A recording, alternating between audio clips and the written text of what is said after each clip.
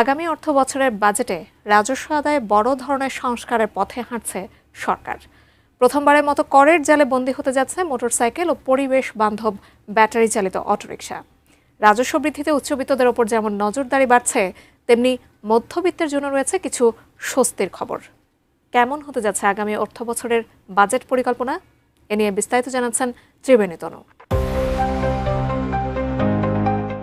আগামী 11 জুন জাতীয় সংসদে 2026-27 অর্থবছরের জন্য প্রায় 9,30,000 কোটি টাকার বিশাল গেজেট পেশ করতে যাচ্ছে সরকার। সরাসরি করের হার না বাড়িয়ে করের আওতা বাড়ানোর কৌশল নিয়েছে জাতীয় রাজস্ব বোর্ড বা এনবিআর। 14 মে সচিবালয়ে এনবিআর এর সাথে এক গুরুত্বপূর্ণ বৈঠকে প্রধানমন্ত্রী তারেক রহমান এই নির্দেশনা প্রদান করেন। পরিবহন খাতে করের আওতা বাড়াতে মোটরসাইকেলের সিসি অনুযায়ী বার্ষিক কর নির্ধারণের নির্দেশনা দেওয়া হয়েছে। 111 থেকে 125 সিসি 1,000 টাকা, 126 থেকে 165 সিসি 3,000 টাকা, 165 সিসির বেশি 5,000 টাকা, বিলাসবহুল গাড়ি 3,500 সিসির বেশি অগ্রিম আয়কর 2 লাখ টাকা থেকে বাড়িয়ে 10 লাখ টাকা করার পরিকল্পনা রয়েছে। তবে 1500 সিসি পর্যন্ত গাড়ির বিদ্যমান 25,000 টাকার কর অপরিবর্তিত থাকবে। যে যেমন লাইক করো তেমনই স্বাদের হাই-ফাই ওয়েফার। হাই-ফাই খাও, হাই-ফাই দাও। এনবিআর এর তথ্য মতে দেশে নিবন্ধিত প্রায় 49 লাখ মোটরসাইকেলের বড় অংশই এবার করজালের আওতায় আসবে। এতে বছরে প্রায় 1,500 কোটি টাকার বাড়তি রাজস্ব আশা করছে সরকার। একইভাবে ব্যাটারি চালিত অটোরিকশার ক্ষেত্রেও এলাকাভেদে 1,000 থেকে 5,000 টাকা পর্যন্ত বার্ষিক কর ধার্য করার প্রস্তাব করা হয়েছে।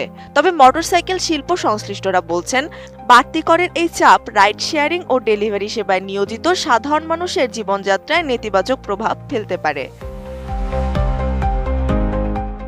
বিলাসবহুল গাড়ি ব্যবহারকারীদের জন্য দুঃসংবাদ থাকলেও স্বস্তির খবর রয়েছে সাধারণ করদাতাদের জন্য। নিম্ন ও মধ্যম আয়ের মানুষের ওপর চাপ কমাতে করমুক্ত আয়ের সীমা 3,50,000 থেকে বাড়িয়ে 4 লাখ টাকা করার সিদ্ধান্ত নেওয়া হয়েছে।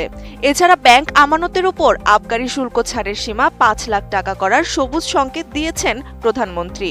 রাজস্ব বাড়াতে তামাকজাত পণ্য ও বিদেশি মদের দাম বৃদ্ধির ইঙ্গিত থাকলেও বৈদ্যুতিক যানবাহনের ক্ষেত্রে থাকছে বিশেষ প্রণোদনা। সরকারের মূল লক্ষ্য উচ্চবিত্তদের কঠোর নজরদারিতে আনা এবং সম্পদ কর প্রবর্তনের মাধ্যমে আয়ের বৈষম্য কমিয়ে আনা। এনবিআর জানিয়েছে, অগ্রিম পরিশোধিত এই কর পরবর্তীতে আয়কর রিটার্ন জমা দেওয়ার সময় সমন্বয়ের সুযোগ পাবেন মালিকরা। রাজস্ব বাড়ানোর এই চেষ্টা সাধারণ মানুষের ক্রয় ক্ষমতার মধ্যে কতটুকু ভারসাম্য বজায় রাখে তা স্পষ্ট হবে বাজেট ঘোষণার পরই। স্বচ্ছ কর ব্যবস্থা নিশ্চিত করাই এখন সরকারের সামনে বড় চ্যালেঞ্জ। ত্রিবেণী তনু, ATN নিউজ।